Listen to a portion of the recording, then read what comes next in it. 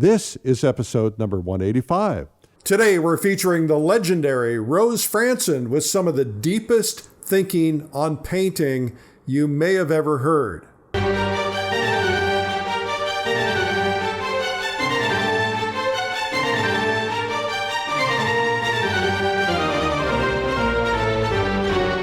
This is the PleinAir Podcast with Eric Rhoads, publisher and founder of PleinAir Magazine. In the PleinAir Podcast, we cover the world of outdoor painting. Called PleinAir, the French coined the term, which means open air or outdoors. The French pronounce it plein air. Others say plain air. No matter how you say it, there is a huge movement of artists around the world who are going outdoors to paint. And this show is about that movement. Now, here's your host, author, publisher, and painter, Eric Rhoads. Well, thank you, Jim Kipping, and welcome to the PleinAir Podcast. I'm Eric Rhoads, and I am thrilled to be here with you today. A couple of reminders. Number one is we're doing an event called Realism Live. Realism Live is covering portrait, figure, landscape, florals, still life, and so much more. And we have some top instructors who are going to be teaching. And the early bird price goes up on August 30th. So you want to get booked now. Go to realismlive.com to capture that special price. If you can't make the dates in October, it's the 20th for the Beginner's Day, and then the 21st through 24th, you can still get replays. And you have to do it before the event takes place. So go to realismlive.com and check it out. I should also mention the PleinAir Salon art competition is going to end at the end of the month, and you want to get your entry in at PleinAirSalon.com. Well, I love doing these interviews, and this is one of the most interesting interviews I think I've ever done. Rose Frantzen is a rock star. Coming up after the interview, I'm going to be answering your art marketing questions in the Marketing Minute. But first, let's get right to our interview with Rose Frantzen. Rose Frantzen, welcome to the PleinAir Podcast. Hi, Eric. Well, I'm really excited. First off, thank you. You did PleinAir Live, and we had a lot of people who were really into what you were teaching, and thank you for that. That was really wonderful. Well, it was kind of interesting for Chuck and me to go through some of my history, and we sort of mined some of old paintings that I hadn't looked at for a long time. In fact, some of the small studies that we pulled up, Chuck had never even seen. So it was actually kind of interesting to see my own sort of evolution and how I learned to paint different things out there on location. And I remember when I was first painting, and for a long time when we were growing up, I would say, and the we would be all of us at the palette and chisel, Nancy and Scotty Guzik and myself, and Dan Gearhartz would be in that. Even though he wasn't at the palette and chisel, he was part of our group of this growing, each of us, all of us growing together as a group underneath sort of the informal mentorship of Richard Schmidt at the time. And but for us, it was like everybody would we learned things via almost by subject, if that makes any sense. So like learning to paint a sunset, learning to capture the sun, learning to paint the trees behind with the hills, with the light coming from behind them, learning to paint a figure, learning to paint two figures. We were like always taking these steps. At least that's kind of how I thought it. Like, oh man, Scotty learned how to paint two people at once, And you would be like, oh, okay, so now you got to figure out how to paint two people into a big painting at once. Or how do you get that glow around the sun when the sky is actually light and the sun is really strong at that sunset? And how do you get the sun to glow? And and knowing that you can't take those values down so much to still actually read the light of the sky, with that, like at least that's how you thought at the time. And what tricks were like, what technical tricks or what you had to do to make that happen. So it was like we were always sort of like learning and taking these steps forward, and somebody would take a step above, the next step up, and then everybody else would get on that step, and then the next person, somebody else might take the next step up. So we were kind of learning and growing together. Do you think so looking at those paintings, I saw all of that in there, But go ahead, yeah. Do you think that was that deliberate? Was that Schmid saying, okay, today we're going to do sunsets, or it was just everybody kind of going through it? No, Schmid didn't. Richard didn't teach us like that at all. No. Richard was just in the room painting, and then Nancy was brave enough to ask him a couple of questions. And he would just maybe answer Nancy's questions, and then you would listen, even if he wasn't at your easel. So he was just like, it was much more like having a great painter in an open studio. Yeah. So if any of these people, or just being around somebody who knew what they were doing, and when the rest of us hadn't, a lot of us were, I was a young painter, I hadn't hardly started painting, hadn't really know what was possible with painting, and then there were some older painters in the room who had been painting maybe for 15, 20 years, but it kind of plateaued at the palette and chisel and sort of stayed at the same place and were kind of repeating themselves for a decade or two. And so Richard kind of came into that environment, and he was like, this is what's possible, and everybody's head kind of blew up because you just didn't know what was possible. And for us as young painters, we didn't know what was possible. But it was not a formal teaching with Richard with us. So what we did was we just sort of, everybody was just painting all the time and sharing what you were painting or showing each other what you're painting, and you would see that somebody discovered something. And so for me, a lot of times it had a subject, like a subject matter kind of discovery, as I was just saying. But there would also be things like learning how to paint North Light, brown and North Light.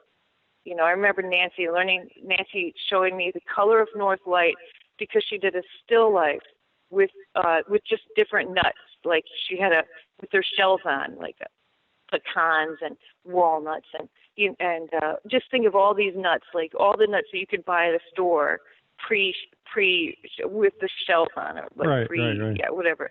And she painted them, and I saw all the blues and violets that you could see in North Light on brown, right? And I was like, after that was the moment I realized what North Light looked like in painting, in color, in the color of North Light.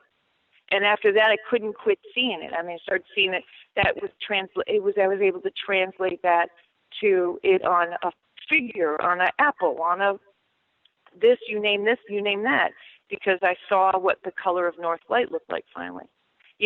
When you first start painting underneath North Light in your studio, when we had gone from art school with really hot spotlights, and then we moved to the palette chisel, which had this North Light, and you had none of that really hot cadmium colors and cadmium red stuff on the flesh tone of any race person. It would always be really heated colors.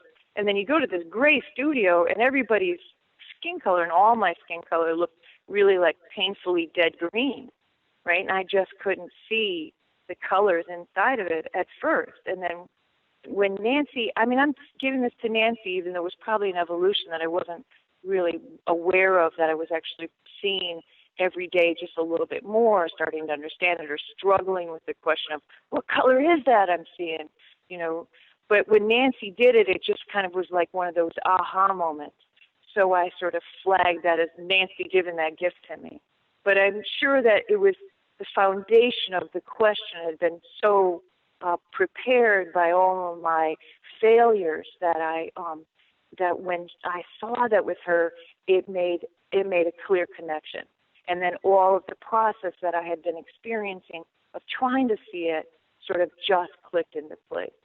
And then the lens was open. My eye had changed. Something had shifted in my seeing, and I could see it. And when you have something that's really realized like that, through effort, through question, through practice, you earn it, and it doesn't leave you. You've gained that knowledge, and now you can put that in your pocket, and you can move forward. Right. And then you just start to fold it in and say, okay, now I see it here, and I see it there, and I see it there. And then you translate. And I think that's the beauty of landscape painting, especially because it sets you into all different types of lighting conditions. And it's a really fabulous way outside to learn to see color, and then fail and fail and fail at trying to capture what you're seeing until something starts to reveal itself in your mixes and in your attempts. And, and then all of a sudden, one day, boom, you actually see that green in a new way, Yeah, you fail forward. You fail forward. You fail forward, and it's a lovely. If you recognize that, it's actually a lovely. It's a lovely process. It isn't really failure at all. It's just what it looks like in the moment, but not what it looks like in the process. You know what I'm saying? So it isn't really, I call it failure because when you come home that day, you feel like you didn't quite capture what you saw out there. But what you did was you just moved yourself just a little bit more forward into the world of seeing and the world of translating. And every attempt is so, it has this painting, learning to paint has this, it's like this really mixed, it can be mixed emotions at times because it has this painful part, especially if you're really ambitious as we all were and you're striving. And, it's not so painful if you're just going out and having fun and it doesn't matter. And I think that's a really fine attitude. But there's this quest that you might put yourself on, the track of trying to capture it. And then that has that sort of when you're really trying to capture it and you've put this ideal ahead of yourself, then you would experience failure. But what you have to see is that going out there and putting yourself in front of it is exactly how you actually transcend, or you meet that ideal, or you meet that aim, or meet that goal, And when you get there, if you celebrate the small sections of your painting that actually are really working, the whole painting was a bomb, but that 3 inches by 3 inches is just what I thought I was trying to capture. Then you take that, you put that in your pocket, and you get out there the next day. You know what I'm saying? And that's the process. And it's really exhilarating for me from the perspective of a person who's been painting a long time. I look at that period with its drama. At least for me, it was dramatic. With that drama of the trials and the failings and then the succeedings and stuff, as almost like the most pure, innocent, safest, glorious part of painting possible. Oh man, learning to paint is just dynamite. Learning what you want to paint is a whole other struggle, right? And that's when that one kind of always, and I think forever, kind of, or what you need to paint, or what you're supposed to paint, or what you feel you're compelled to paint. Discovering that in a really true way is actually the real great challenge. You've raised so many questions. What do you think about me saying that? You've raised so many questions, and so I've got a whole bunch of them. The one I'm curious about it, and this is you had Scott Burdick. Was Sue Lyon part of that group at the time? So Sue Lyon came in and posed for us, and then a romance started. The models always fell in love with Scott, but Sue was going to art school, so there were us that graduated. Or we left the American Academy at one period, and then a couple years later, we had another slew of young painters came, and they followed in, and then there was like this period where different people would leave that school and then come up to the palette and chisel, and Susan was in that second chain of artists that you might have known of, Ralph Files, Susan Lyon, just a second, his name's slipping my mind. I just saw him the other day too. God. Well, it happens. I understand. Yeah. So the question I have is, you have all these great artists today, great artists, yourself, Gerhardt, Burdick, Lyon, Guzik, et cetera. Was there some serendipity of the time that these people just happened to be there at that time, and they all happened to be driven to learn this? Or was it the heavy influence of painting on a regular basis in the studio with Schmid? Was it something else? What was it that you guys all ended up as these iconic, legendary artists? The Chicago school, like we kind of. Well, there was a group of people right before us that are actually really good too, that were in the art school right before us, with Jim Oshlin, Michelle Mitchell. Have you heard of them? Yep. They wound up going to, during the time that we were at the Palette Chisel. They were started there when Richard was there, but they split and went off to Richard Lack's school up in Minnesota. But there was another woman named Lois Rosio, and there was a guy there who was a really fabulous pastel painter who kind of influenced the entire school. And I can't remember his name right now. But they were a little bit just like, they were probably a few years. I was really young when I was in art school. They're a couple years older than us, but they were 1 grade or 2 grades ahead of us.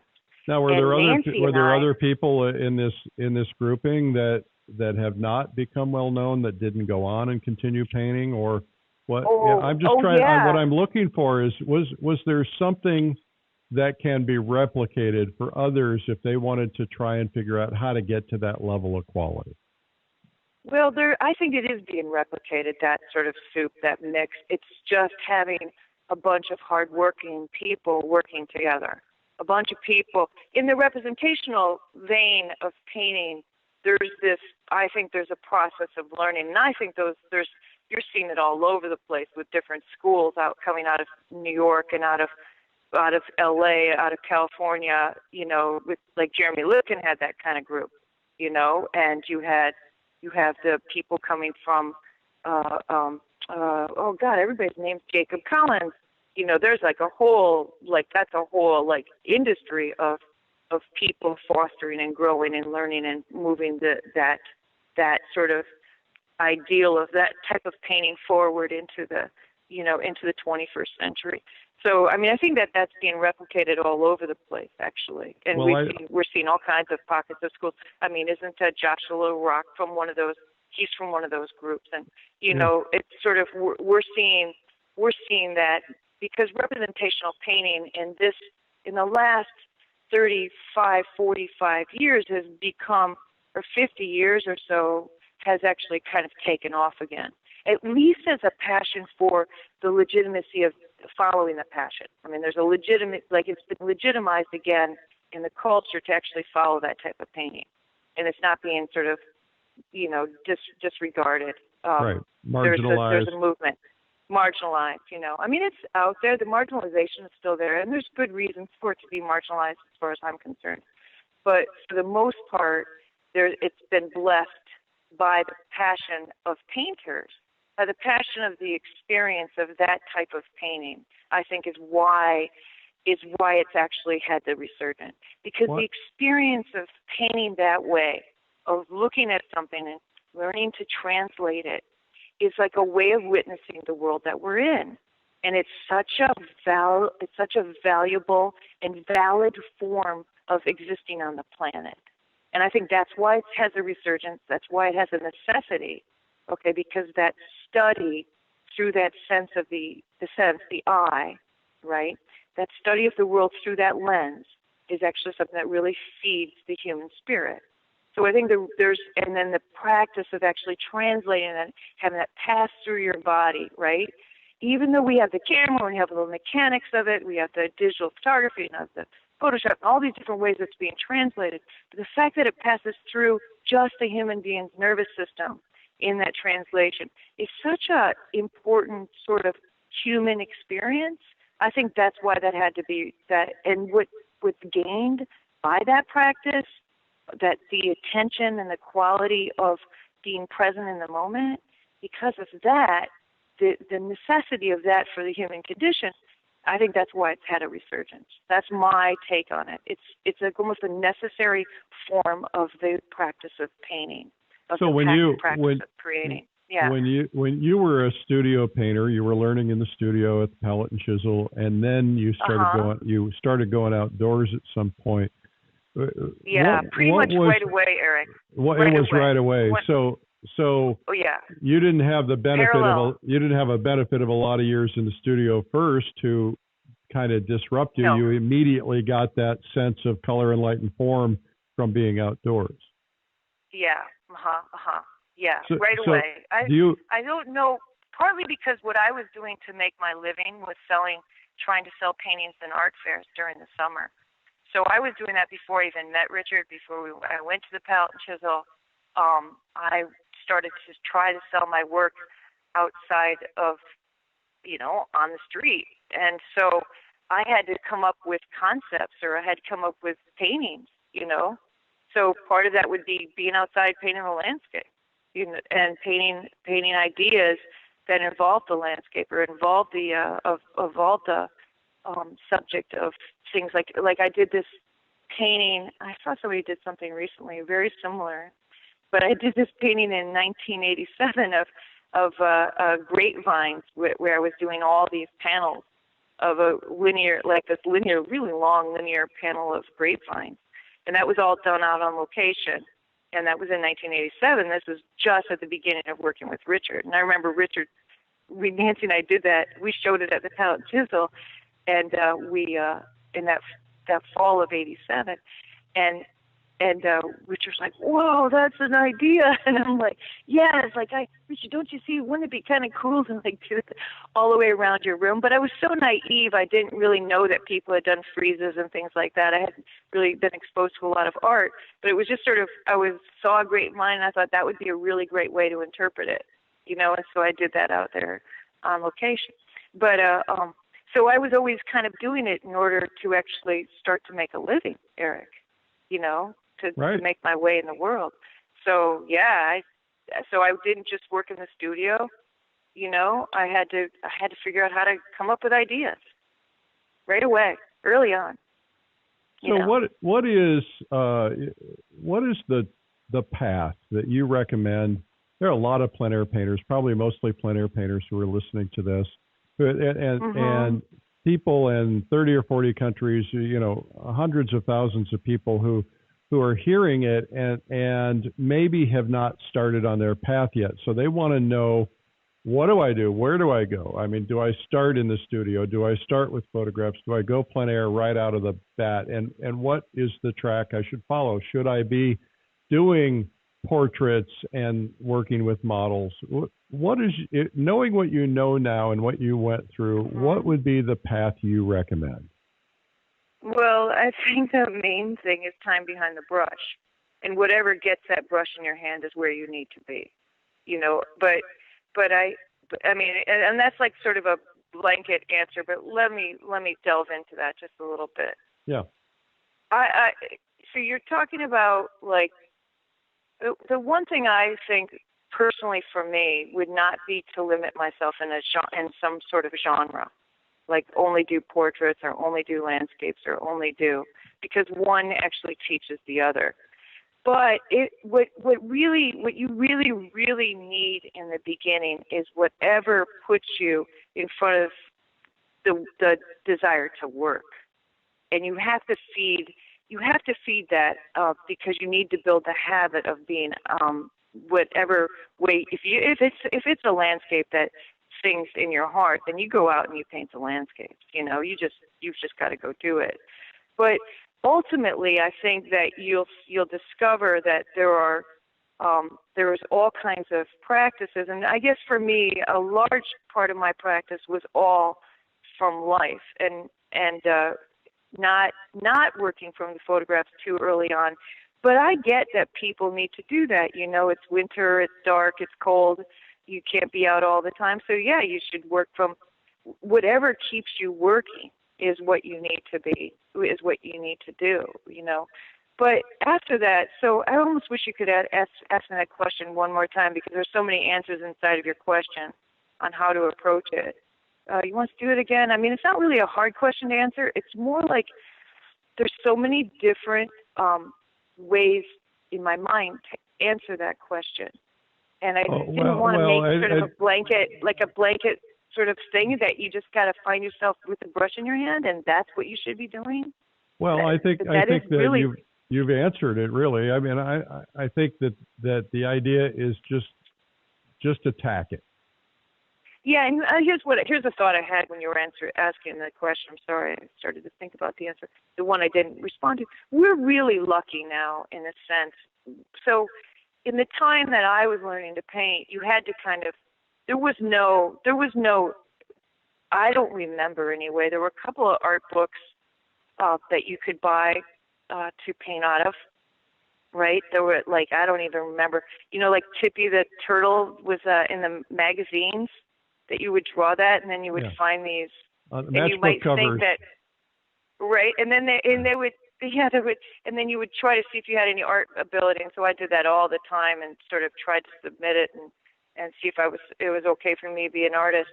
But back then there were a couple of books that were paperback about 12 by 14 that somebody's like how to paint a portrait, and they weren't very good. Paintings for representational painters, but now that has all changed. Everything's turned on its head. There's so much great material on the internet about people always giving tips and all of this. None of that was available at the time we were learning how to paint. None of it. Right. So it's a totally different world. So you can get your inspiration from the computer, from stuff on the internet, from stuff that you buy, videos, all of that kind of stuff, right? But the thing that you eventually have to do is move off of that computer and put the brush in your hand. You got to do both, right? You got to do both, and you got to fail, and you got to fail with that awareness that that's part of the process. You got to try it and just do it, but when you fail, you just don't leave yourself in that judgment of it.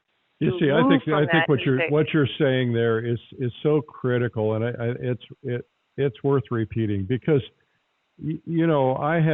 I'm sure you have too, encountered so many people who gave up because it was a painful experience. It was too hard, and I think when it gets painful, that's about the time you're going to have a breakthrough.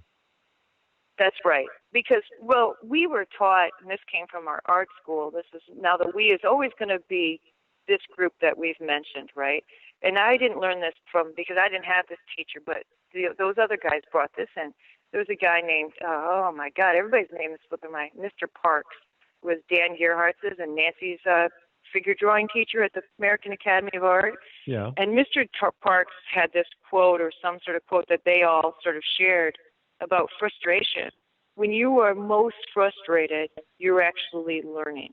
It's because you're not able in that moment to have an answer that you've already prefixed, and you can actually, or that's already a formula that you can solve the problem. So the experience of frustration shows you the question that you're in front of. So this place that itches, so for me, sometimes it would feel like an itch. Sometimes it would feel like a blind spot. Sometimes it would feel like upsetness, in my chest, or I'd have all these different reactions going to a part of the painting that I was struggling with, and that sometimes it would just be like an itch, I can't scratch it that it would feel frustrating. And it was really because that's the part that I had questions about that I didn't know how to solve. And the way to go about it is to pull back from it emotionally. And I would say would be something that you learn from Richard. Pull back from that emotionally and say, okay, is it more red, more yellow, more blue? How light, how dark? What am I trying to see? Is it the texture? Is it the quality? Richard didn't talk about texture. That's actually something I bring up. But he would talk about the edges. Is it, he would break it down into painting questions at that point of that itch is what he would suggest. And so then you would say, okay, so it isn't my failure. It isn't me being, I shouldn't be painting or anything. It's actually a question that I don't know how to solve yet. Okay? And this is what that feels like. Fine. And now this is what it needs to sound like. And that would be, okay, what do I need to ask myself in front of this? And that is there is then why I think it's also interesting to take workshops, because a teacher will, at that moment, see you possibly frustrated in that moment, and then learn to help you learn to ask the questions that you need in those moments. so you can kind of demonstrate that. And perhaps maybe that's why it's also sometimes to work in a group, or perhaps that's when you go and you study your videos with that question. I mean, I remember when a part of a painting would sort of stump me, and this is before all of these assets, even before workshops, right? That was an asset that wasn't really out there either. If it wasn't out there in the world, it definitely wasn't out there for my budget because I was a poor kid, right? But the idea that this thing is stumping me, I would look at every painting in the museum. How did that guy solve it? How did this guy solve it? How did this lady solve it? Everywhere I went, I would be trying to figure it out. Or I would look at it and see where I would see things that were similar to it. So if it was like a patch of grass, right?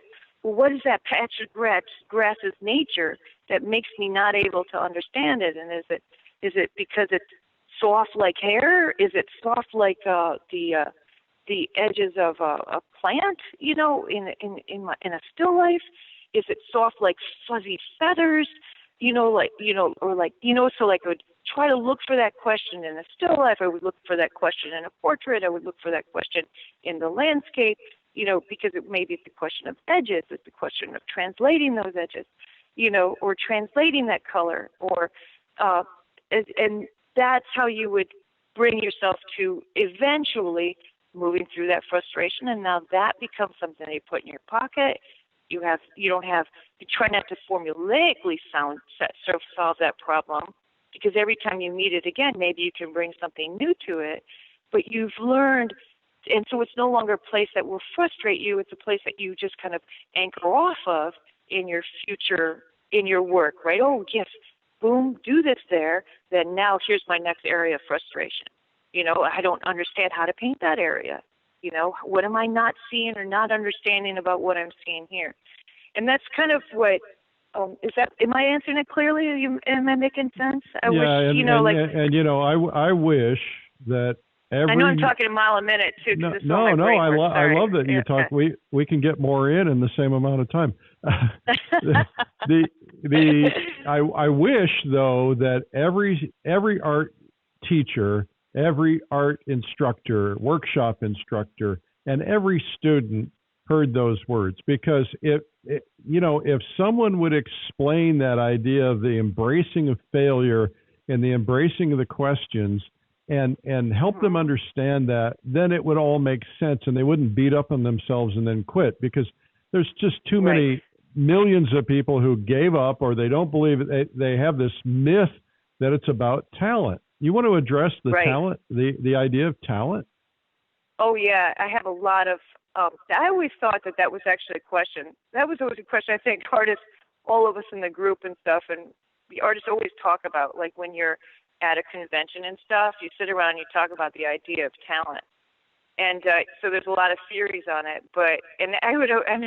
I go out there and I'm out there painting, and people would come up to me, and hope this is okay I say this, Eric, but now that I know I'm asking that, I'm probably wondering, but people would come up and think, God has blessed you with so much talent, right? You're so lucky. And I would be looking at them, and I'd say, oh, thank you very much, because I was raised well by my parents, right? But in my head, I would be thinking, you have no idea how long I've been practicing that. You know what I mean? This is a lot of work. And I feel like if I just take myself as far as this question of talent, I had the talent for returning within my failure. I had a talent for returning once I failed. Like I had the talent of perseverance, because I failed really terribly for a very long time. I really sucked. I mean, I was pretty bad for a long time. And I said, a lot of times when people sort of say, hey, Rose, why you're having a lot of success. You really deserve it. It's almost as if people say that to me, that are people who know how hard I've worked in order to get better. But the work that it took for me to get to the place that I'm at wasn't like I didn't have a wonderful life getting there. Yeah. Right? It was like so rich. It's such a rich thing. Well, you're painting. You're doing. Even if you're suffering, you're still painting. I mean, yes, we're talking about it. Yeah, we're talking about it from that seemingly we're using painful words, but in a way they're the least painful experience, right? I always tell my students that failing on the canvas is the safest place to fail, right? No limbs are being broken, nobody's dying, right? It's like it's always a joke, right? It's always like what? Yeah, failure because you're not gonna die. Right? And you got all that to worry about in your future, right? You got this whole big death thing to meet. So, like, go ahead and do the painting because it's not. It's like this is like the safest place to fail. Well, because we have in our society we have this perception. You know, people come up to you on the streets and they say you have all this talent, and we have this perception. You know, that we all know that if you're a surgeon, you got to go to 8 or 10 years of school. You got to practice. You got to kill a few people before you get it right. Exactly. And we know the same thing for lawyers. We know the same thing for any kind of professional. You have to learn it. You don't approach it with natural talent. But why do we have this thing about artists as if, well, if you can't just pick up a pencil and magically do something beautiful the first time you ever draw, then you don't. Why do people think that talent exists with artists but not other categories? You want to hear a philosophical reason why I think that is? Yeah, I do. That's why I asked. Because painting wasn't one of the blessed arts from Plato in the Western culture. Yeah. So do you want to go there? Painting wasn't actually considered an art, and we had to prove that it was. Ooh, that's interesting. And so then there had to be these things these ideas had to be placed on top of it. You see, painting had to actually divine its path away from just being craft, but even craft was actually considered higher in the whole Western. What word am I? Western sort of. Chuck, do you know what word I'm looking for? The Western canon. Yeah. Yeah. And so I think that to put these, to put the mystery around it.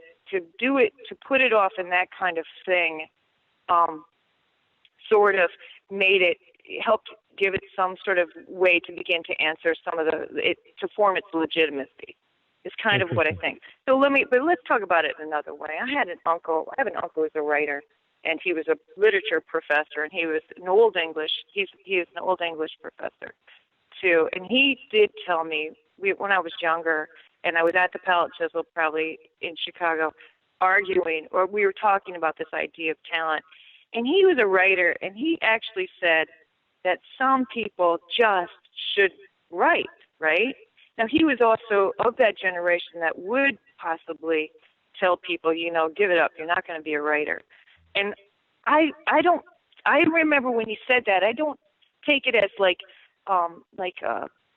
I'm not mad at my uncle for that. I thought there was an interesting idea that he was presenting in front of my idea that really it's about perseverance, it's about work, and it's about returning again and again to the practice of the project that you're in front of. But he said that there's just some people that just don't have it, and I actually have not been able. Let me just say it this way. We do know that there's some people that are just so great, like Rembrandt, right? Or they're just so great. They did something, and you can kind of like I was watching something about faker. I was listening to it while I was working. Faker, like these forgers and stuff. Yeah. And you can just see the difference between a real Rembrandt and a non-Rembrandt, right? And you can go, well, how did they ever think that was a Rembrandt? Because you can it has that kind of quality in there, okay? And that is not something that shouldn't keep you from painting if you don't see that in your work. What it should do is when you see that quality that Rembrandt is putting forward in the world, and we can sort of say there's real true masters who maybe have perseverance, practice, genius, and talent, right? Let's say there's some people out there that are like that, okay? Then you as a viewer in the world of that and an applauder and an audience for that, should open yourself up to learning to see what that is. Okay, again, in the material of that the artifacts that Rembrandt has left for you. So you need to see the difference between that in this painting and that in that painting, right? And what is that quality? You cannot name it, but you have to learn to discover it. And then when you learn to see it, you can learn to begin to see it when you've put it into your work. I want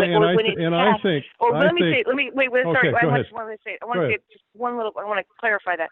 Not when you put it into your work, but when it's passed through you in your work, right? When you become a channel for it in your work, and that's a whole other question that we're in front of. But now go ahead, what were you going to say? Well, what I was going to say is it reminded me of Van Meegen, the great forger who did all the Vermeer forgings, and it was interesting to me.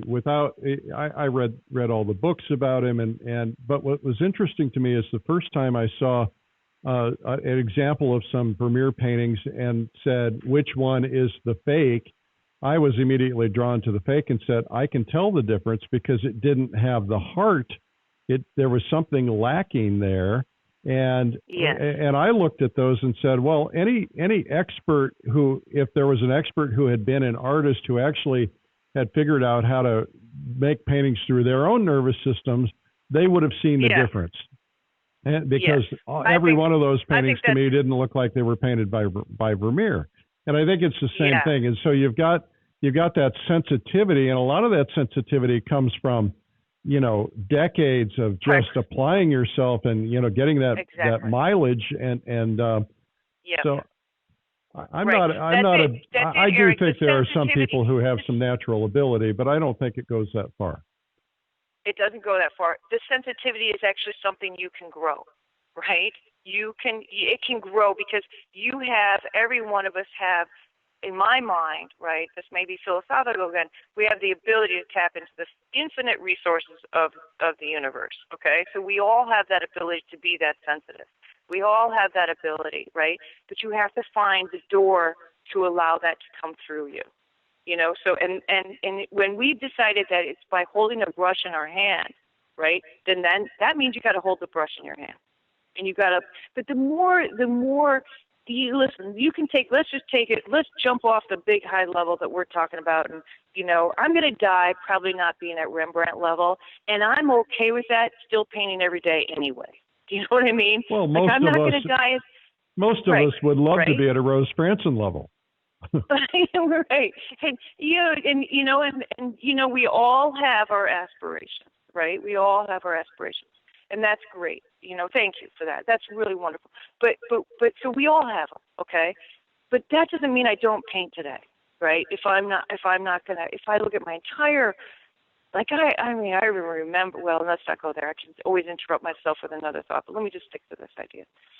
So let's just dial it back, pull it a little bit closer to the practice of plein air painting, okay? Let's pull it right back into the going out there today.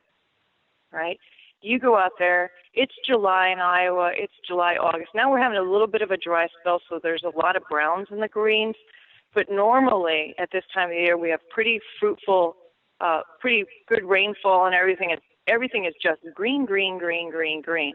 They're the greens that are no longer the spring greens, which have a great variety.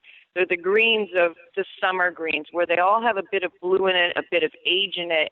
They don't have those fresh greens, right? And it's like everything can be just green.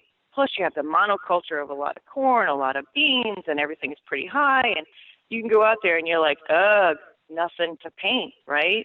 And it's because it's green and you can't find anything. And you go out there and you're like, ugh, I drive around, I'm looking, I can't find a scene, and then what I've learned is if I go out there and I just set up, right? I set up, it's not the perfect scene. It doesn't have a lot of, not there. It's not totally like, ugh, my heart's not pounding, but I have 2 or 3 canvases in my car, right? I go up, I start painting, okay?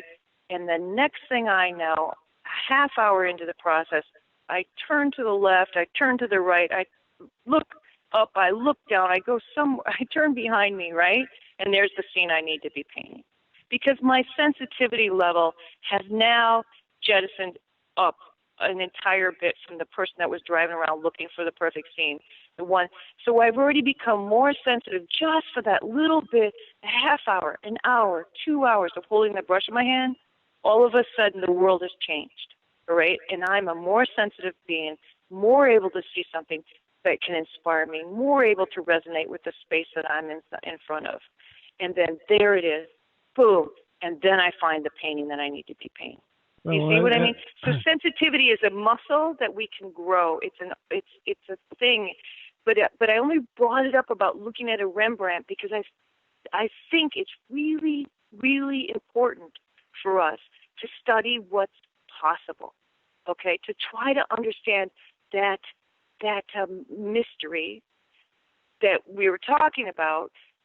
Divorce it from these ideas that I can't do it, but I can be, because learning to see it is the beginning of my ability to actually be able to foster it, be able to have it grow inside of myself. Fair enough? Am I making sense? Yeah, absolutely. So I'm trying to give you a whole overall, like the big aim and the small aim is just in your day. And I'm sorry. I think that one of the great exercises for all painters is to set up in a place where you're completely uninspired, and to just say, I'm going to find something in this. And I was talking to somebody, and they talked about they take a workshop group out to a back alley somewhere in an industrial area and say, find something and find beauty in it, and see if you can do something with it. Because I think that where sometimes our subjects overpower our ability to communicate sensitivity.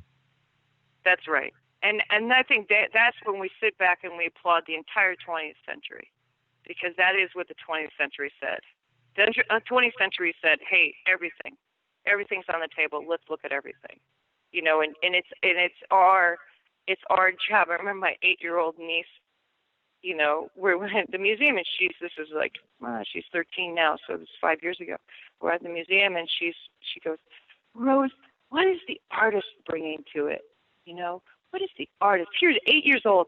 Good God, she was growing up in Chicago in a nice school where she has artists the teachers that put you in front of that question. I didn't even have that when I was her age. I was like, holy cow, Claire, where'd you learn that question? Because that is it, isn't it? What am I bringing to this table? How am I trying to see something here in this alleyway, see something here in this pile of leaves on the ground, see something here in this these dead flowers that are in my windowsill. What can I see? And how can I translate that? And you're not going to have it. It's an evolution. It doesn't just show up. It isn't just there. It's something you learn, you meet it, but you meet it again and again and again. All right. I don't know anybody who doesn't actually have to put themselves behind the brush. Okay. And even let's say that I know some people who, now we're back to the idea of 10.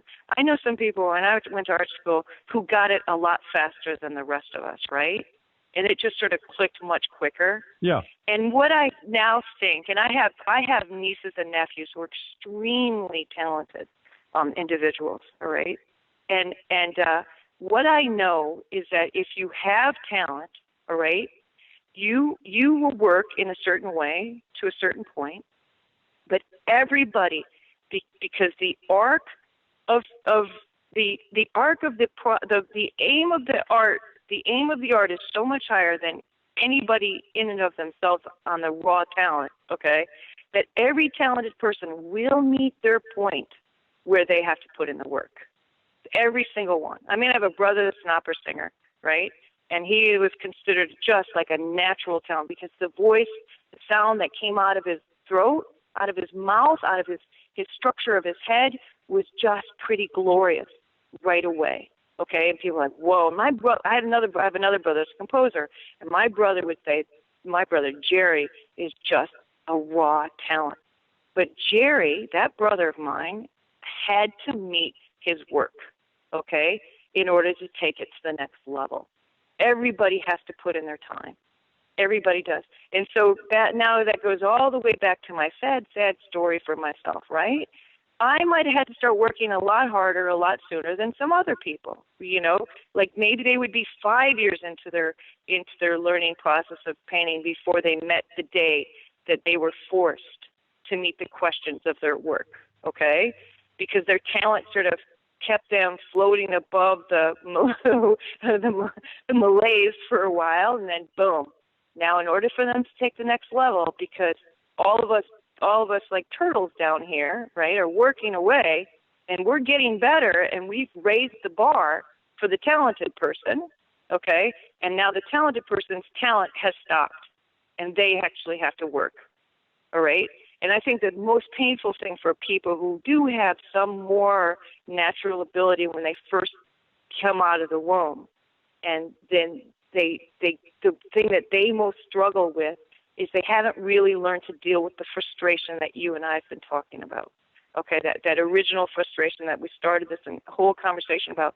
They haven't had to meet that and go through it many, many times. They don't have a lot of practice working through that.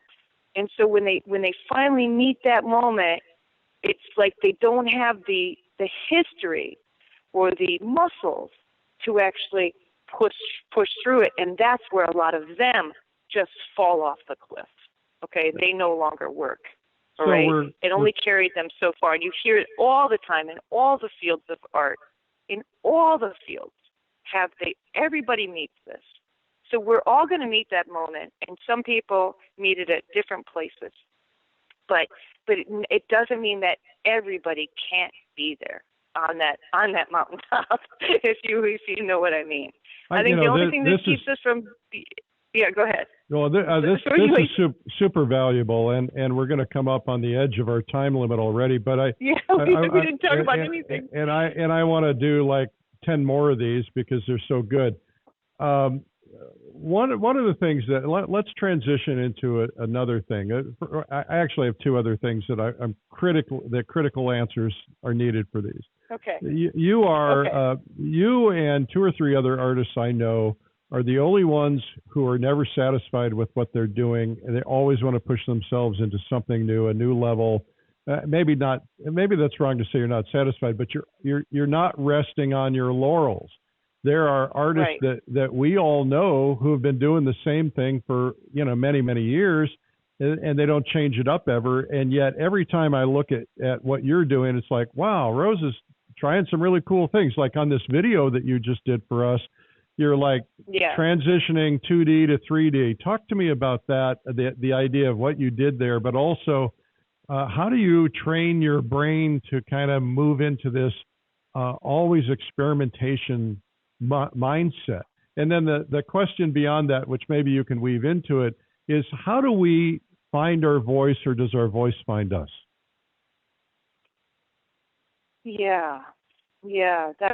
I think that it's, let's just start with the last question first. I kind of think that it finds us, but it's just about discovering it. Again, it's funny to me because, well, let's say this, we can just look at ourselves as human beings, right? And there's a fair amount of our identity is given to us by, let's say, most of what we call ourselves is what we've learned about ourselves from other people or the reactions of other people around us, right? And I think in a large way, in a big psycho-human way, it's actually a bit of a problem. And it's actually one of the things we have to struggle and learn and try to understand. But if we talk about it from the painting point of view, it's interesting when people come up to me and they say they can see a Rose Fransen no matter what subject I'm painting. And that's always a marvel to me because that means I'm leaving something in there that I don't know that I have, right? Like it's not conscious. It's not a conscious thing. But I suspect, Eric, that it's a whole series of mild little habits and interpretations of this thing over all of these practices of like this color or this edge or something or this shape that is sort of habituated inside of me or in solving that problem in that way that I don't know that I do it, but I do it. And it becomes, so it's like the voice evolves. All right. Fair enough. And do you want to respond to that? I mean, do you see how I'm saying that? Like, does that make sense? Yeah, it makes completely. Is that making sense? Is it clear? Yeah. Am I phrasing that? I mean, is it understandable how I'm describing it? Absolutely. Absolutely. So it's like it's reflected somehow to me because other people tell me that it's there, but it doesn't. I don't really see it there myself, right? Yeah, and so you're not as a result, because you don't see it, you're not trying to accomplish it. It accomplishes itself because it's the nervous system response to however you're interpreting things. Yeah. I'm not so sure I could look at one of your paintings from 10 years ago and one of your paintings from today and say it was painted by the same person. And I totally agree with you, because that kind of blows me away. Right?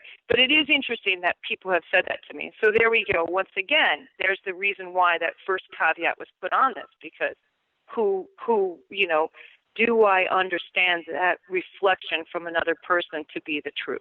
I don't know, Yeah. But it is interesting that that's been said and that's been sort of conveyed to me, and that it is an interesting idea. So let's launch off of that idea. So right in there, I think begins to be the answer to the first question. All right. So I was talking about this habituated turning of that edge, the habituated softening, or the habituated color scheme, or the habituated through the practice. What I mean by habituated is a habit of solving the problem in a similar way, okay, which maybe then becomes, in some people's minds, a Rose Fransen, okay? Fair enough, right? But in that place, what I find in my practice is to learn to look for those habituated things and then interrupt it, right? Oh, God, I always solve that way. How can I try to solve it in a new way, right? And I don't know if that's it. Do you follow me? So I know I do this because when I go to my workshops, I tell my students, I discovered this thing that I'm kind of this habit. I'm always like, even the word always. I've got that habit right here on this, And so I've been trying to break it, and it's kind of like driving with your left hand. Or when you're in the shower washing yourself with your opposite hand or whatever, because you realize that you develop these patterns and the patterns are always the same. And your brain hurts a little bit when you're trying to figure out how to accomplish the same thing with a different hand. I have a buddy that I work with. He's a mentor of mine, and he says, look, we always come up with the same solutions to every problem. And it's usually the first 5 or 6 solutions. If he says, make a list of you ask yourself the questions and then say, okay, I'm not stopping until I come up with 100 answers to that. And he said, and then just wipe out the first 20 or the first 10, which are the ones you always come up with all the time, and try one of the other ones, because that's when things get interesting. Yeah, well, that's a really strong intellectual exercise that I probably, I probably wouldn't take that much time to do it, but I do think that's actually one of the ways to look at it. I mean, maybe his numbers are a little large. Maybe his numbers are a little he's not talking about painting either. He's talking about business. Right. In business, fair enough, right? And I think that but I do think that's the right concept, But what's really difficult, Eric, is to discover the habits. Right? Yeah. So how do you learn to see that? And that is where this other, back again to your original question about the experimentation. The experimentation sort of shows you those. Or for example, one experiment, which I didn't know was an experiment. Like I didn't know I was in a laboratory when I did the Portrait Coconut project, when I was painting in the same conditions, 180 people in a year, right? Maybe they were almost the same conditions. I had different people every day, and I had some were day paintings and some were night paintings, right? So there was some window light, and then just my daylight fluorescent bulb on the night people. But for the most part, the conditions were pretty much the same for 180 days, with the variable being the person that I was painting. And because of that conditions, because they were set up the same way, I had this whole, practice that was an experiment. And that was when I discovered a lot of habituated color decisions. That's when I discovered the going to the easy thing here and going to easy thing there. And it's really funny that I was doing that underneath this whole umbrella of discovering all these different human beings at the same time. But it was because it was this repeated practice, I could sort of see that, because it was a veil, I opened myself to the question of studying myself working as well as studying the person that I was painting and studying myself as a human being on the planet painting this human being, right? I mean, I was really, just took that as a whole, laboratory for the human experience as well as the artist's experience, as well as the painter's experience. That's when that kind of revealed some of its thing. But when you start to taste that interest for discovering your habits, right? You open yourself up to them starting to show up, right? Oh, wow, there it is. And one of the things that I think is really interesting and what's kind of kept me on the edge of my seat with painting is I've got learning ideas, things that Richard might have said that I held fast to, that I have tried to unshackle from, break those laws of understanding, breaking all the ideas of composition down, breaking all the ideas, anything. Richard didn't really teach composition, but breaking just where did I learn this idea? Okay, and now I've been doing it for a decade and a half or 25 years or something, and now can I try to change that? And why would I be doing that? Is another question, and maybe that's something. Maybe it's part of that drive that I have to always kind of evolve, but I think it's because I probably got interested in the idea of not repeating myself for decades when I was in my first or second year of painting, when I was at those art fairs in Chicago that I was talking about earlier.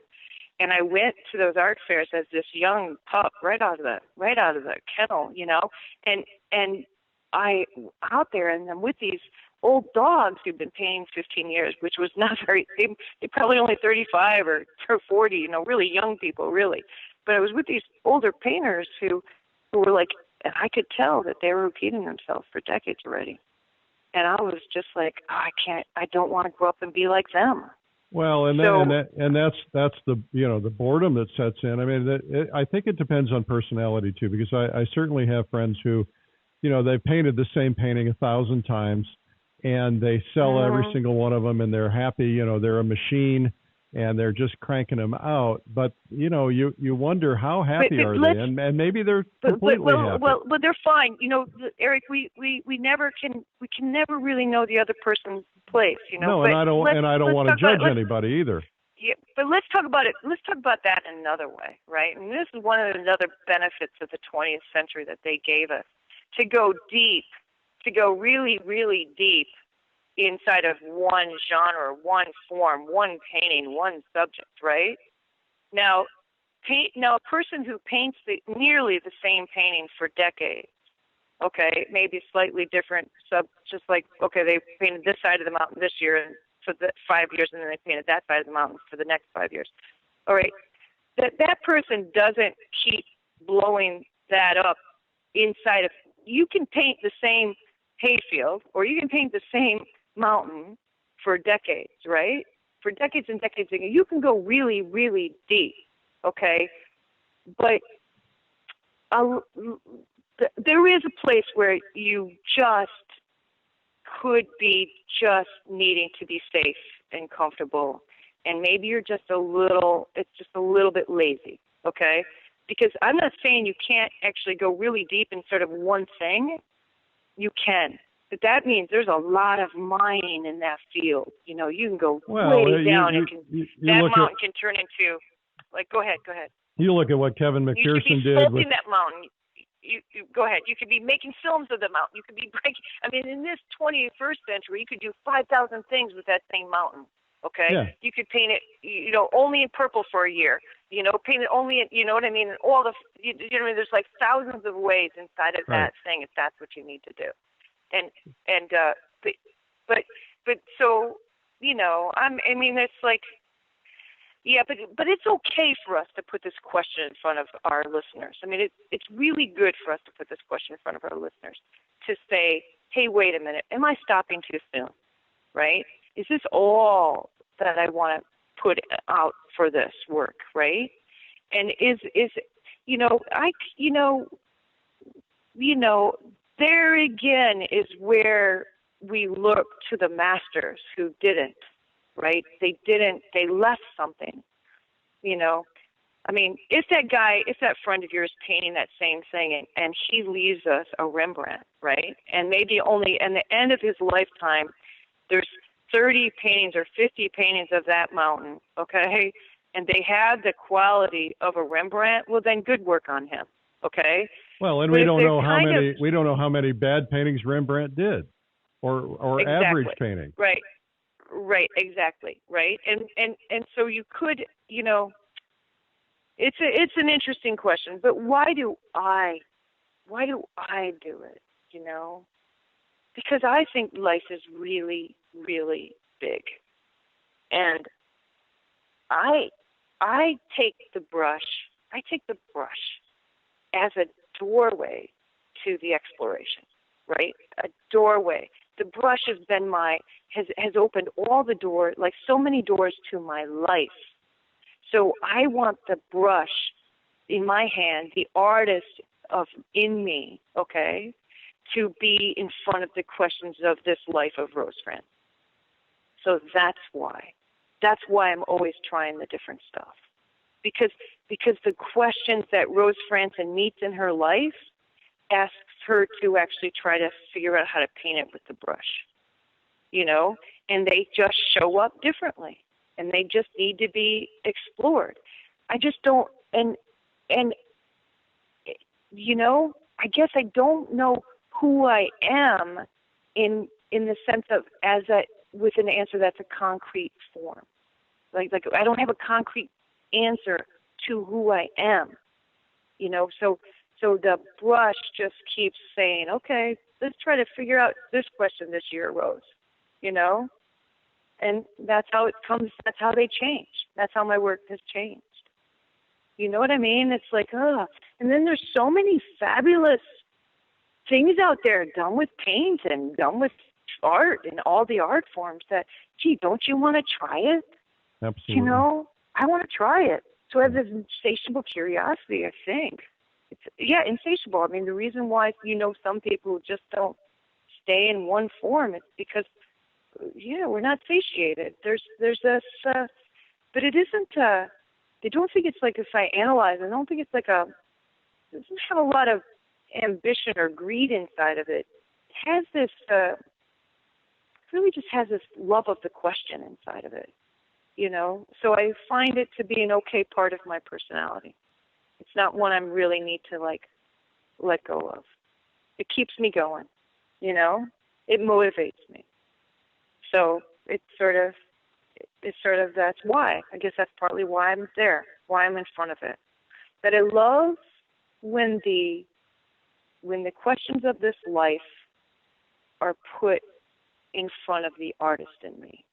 I think that person in me asks the questions with a bigger heart and a more sensitive self and a kinder eye. And I guess that's kind of why I want to put her in front of those things,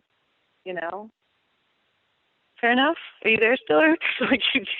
I'm floating on a cloud. I mean, you're just giving us so much good stuff, and I'm amazed every time we talk. I'm amazed that you're like a modern philosopher. It's fabulous, and I wish we had another hour or two, and we'll find another hour or two in the future. But thank you so much for doing this today. You bet. All right. I hope it didn't go on too long. No. You know, and I've heard myself talk where I talk really fast at points, you know, but it just sort of comes out like that. It's like, geez, you got to put me on, like, slow down the tape or something, recording, and let's hear it in a little slow motion, and then you'll understand. All right. Well, thanks, Eric. Thank I hope you, I didn't Rose. say everything I know. Did I sound like the last time I talked to you? Was everything the same? I don't have any idea. Nothing is ever the same when I talk to you 2 times in a row. Very good. All right. Good. Well, be well, and happy painting to everybody. Well, thanks again to Rose Frantzen. Are you guys ready for some marketing ideas? This is the Marketing Minute with Eric Rhoads, author of the #1 Amazon bestseller, Make More Money Selling Your Art, Proven Techniques to Turn Your Passion into Profit. In the Marketing Minute, I answer your marketing questions. You can email me anytime, eric@artmarketing.com. Here's a question from Jacob in Cincinnati who says, where do I begin when it comes to marketing? Social media advertising, having a website? Well, Jacob, I get this question a lot. It's a very normal question, and it's an important question because nobody knows where to begin. It's like, what do I do? I've got to start selling my work. I think the most important thing is to ask yourself what you want to accomplish. Set some goals and try to figure out how you're going to accomplish those goals. Now, you don't have to set giant goals yet. Just set some goals. You know, what's the #1 thing you want to accomplish? You want to sell paintings? You want to build a brand? You want to do something else, get names for your website so that you can email people your newsletter? Try to figure out what it is you're looking for. Once you set those goals, then you'll have an idea what you're going for, because you cannot do any marketing until you really understand what you're marketing to accomplish. But if you have a framework, let's say you know that your #1 goal is branding. You've got to build your name. Well, you're going to think differently about branding than you are about how to capture names for your website so you can send them emails, or how to sell specific paintings. It's all different. So the very beginning part of everything is set some goals. Figure out your strategy. What is it I want to accomplish? How am I going to accomplish it is more after the strategy, because that's tactic. But strategy first is, what do I want to accomplish? Now, it's easy to say, well, I want to accomplish everything, and I get that. But the reality is you can't accomplish everything all at once. You've got to start somewhere. And I think that what you've got to do is figure out what's the most important thing for you to accomplish. I can't answer that for you because it's different for everybody, but start there. Good question. Thank you. The next question comes from Beatrice in Sedalia, I believe, Missouri. Beatrice says, I feel like I have a limited perception about what buyers are willing to pay. Can you speak to this in regards of pricing? Well, the best way to understand this, Beatrice, is to understand that there are people who have more money than I have, or more money than you have, and we tend to base our pricing based on what we would be willing to pay or what we could afford. But what if somebody has 100 times more money, or 1,000 times more money, or 10,000 times more money? Suddenly those things change. And so what you want to do is ask yourself, first off, what do I need for this painting? What is my dream price for this? You may not get there in the beginning, but you want to start and ask yourself, where do I want to be? And then you want to craft a plan on how to get there. Now, galleries will tell you that they don't want you to start out too high because they want to build a collector base, get those people to keep investing in you more and more over time. If you're selling direct online, it depends on the environment you're selling in. If you're selling in a high-end online gallery, for instance, that sells big, expensive paintings, and you're really, really low priced, it actually might hurt you instead of helping you, versus if you're the most expensive thing in a low-end, kind of a crummy online gallery or environment, then it might hurt you. So again, it comes down to understanding your strategy. I realized a long time ago that a lot of people had a lot more money than me, and I would limit my thinking by that. I would say, okay, well, I'm only making $40,000 a year. How can I possibly sell something that's somebody's gonna pay $50,000 for? That's more than I make in a year. And yet there are people out there who would look at a painting and say, well, what do you mean it's $2,000? It can't be any good if it's $2,000. But if it were $20,000, I might consider it. And it's hard to believe that people think that way because, everybody, including wealthy people, want a bargain. But why does somebody who's wealthy buy a Mercedes instead of buying a Kia? Well, a Kia is a great car. It's a good-looking car, but it doesn't have the brand that Mercedes has, right? And why is it somebody will buy a Rolls Royce instead of a Mercedes? Well, the people who buy Rolls Royce probably look at Mercedes as a low-end brand or a lower-end brand. And why is it some people will buy a Ferrari for $1 million instead of a Rolls Royce for $250,000 or $300,000? And again, it kind of goes back to their stature in life. So a lot of that depends on who you're talking to, where you're talking to them, what your environment is. All those things matter. So you need to understand that. So start by asking yourself, where am I selling it?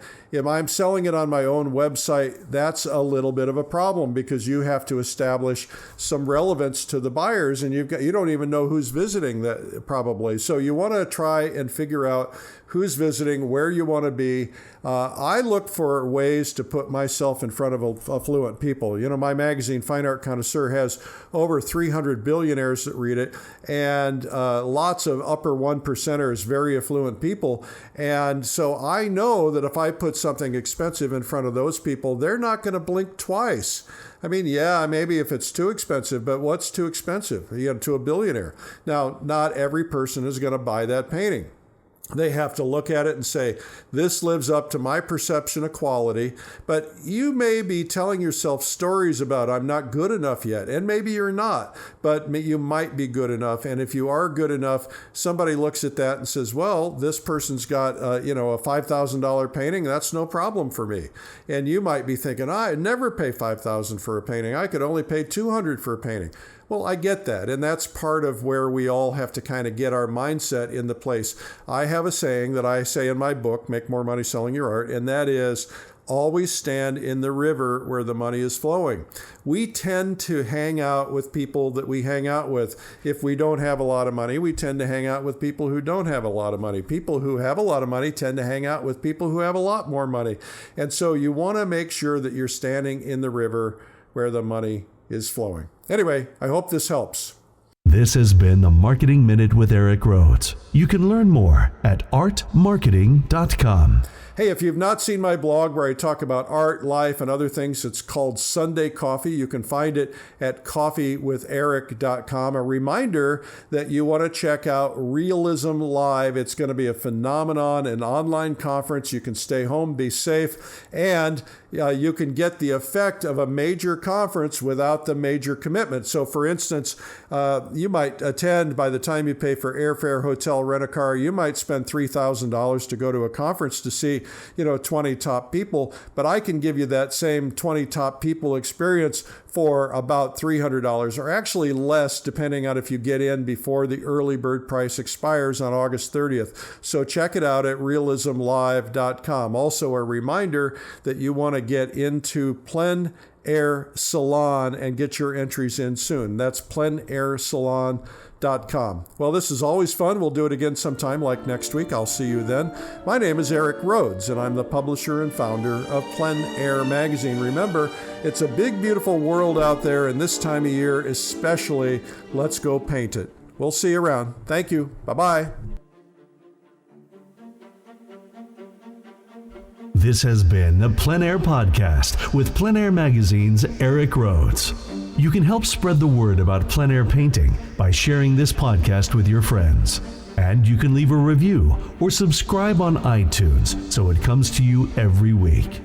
And you can even reach Eric by email, eric@pleinairmagazine.com. Be sure to pick up our free ebook, 240 plein air painting tips by some of America's top painters. It's free at pleinairtips.com. Tune in next week for more great interviews. Thanks for listening.